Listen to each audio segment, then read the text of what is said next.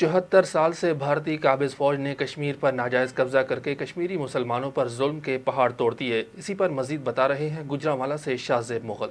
74 سال سے انڈیا کی بزدل فوج نے جو کشمیر پر ناجائز قبضہ کر رکھا ہے اور مقبوضہ کشمیر میں جو مسلمان بھائی بہن بزرگ اور بچوں پر ظلم کیے،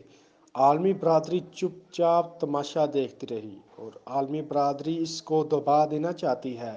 مگر پاکستان ایک نہ ایک دن بھارت سے کشمیر کو آزاد کروا کر ہی رہے گا۔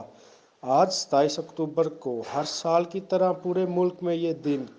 یوم سیاہ کے دن کے طور پر منایا جاتا ہے۔ اس دن پوری قوم اپنے کشمیری بھائیوں کے ساتھ اظہار یکجہتی کے طور پر مناتی ہے۔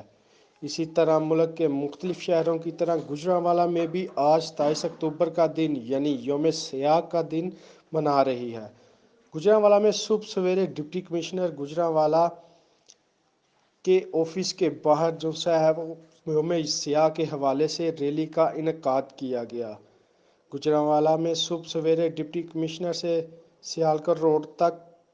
کشمیری عوام سے اظہار یکجہتی مظلوم کشمیریوں کے ساتھ پچھلے 74 سالوں سے ہونے والے بھارتی فوج کے مظالم ریاستی جبر کے خلاف گجرانوالہ میں